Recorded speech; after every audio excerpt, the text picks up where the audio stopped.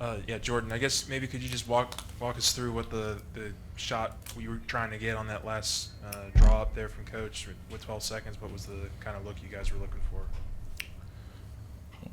We were trying to come off a screen and get a corner three there, but they kind of zoned it up on us. I mean, took it away. We tried to get to our second options. Right, Cook drove it to the left, which would have been a flare on the other side. But they really did a good job guarding it. Hats off to them. Played their defense well, and they guarded it well. We had to get a shot up there, and it's a shot I've seen Cook make.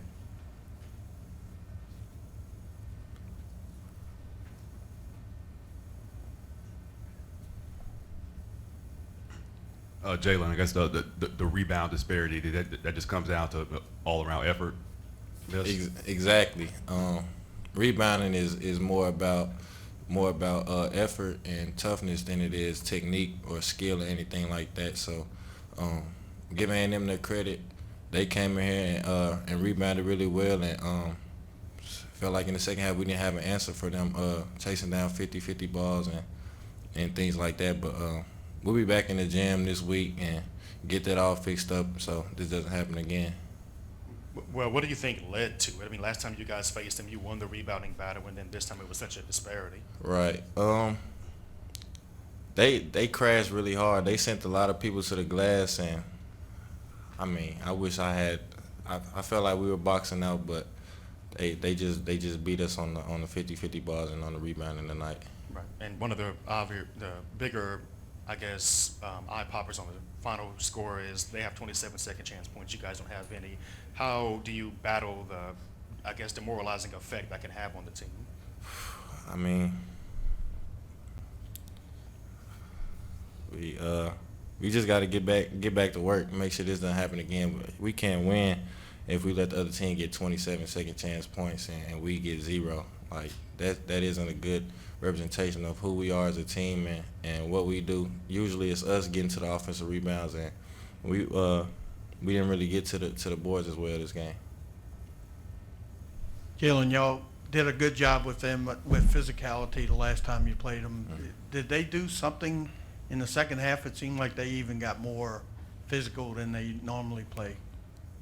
Right. I don't really feel like it was much of a difference between the first time and the second time, but in terms of like just how they were crashing. But tonight we just weren't getting them. I really wish I had an answer for why. We were boxing out, but it was just a lot of bodies in there, ball flying around, they're tipping it out, so it was really difficult to get a hold of the ball tonight or today. I guess on somewhat of a lighter note, the student section was pretty full today for a 3 o'clock game. What kind of stuff does that do for the morale of the team when they are down? Can you just speak on that? Yeah, it was great. The students really showed out tonight again for the second game in a row. They brought us energy, especially late. When I made that three in the corner, the gym really came alive. Or when we came down, Tyrell made that big bucket to tie it up, 67-67. And they were really there. They really supported us tonight. The gym was it was extremely loud, the loudest game we've had. So hats off to the students. Thank you guys for coming out. But yeah, it was great for us. They gave us some momentum, helped push the energy back in our favor a couple of times late there in the game. We ultimately couldn't pull it out, but they were huge for us. Jordan, y'all had some tough shots. Didn't go down the last 3.5 minutes. I think y'all scored just 2 points.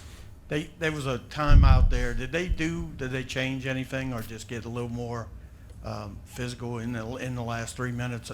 Handsy maybe? Honestly, I think it was lack of poise on our end. I took a bad shot early in the clock when I didn't need to.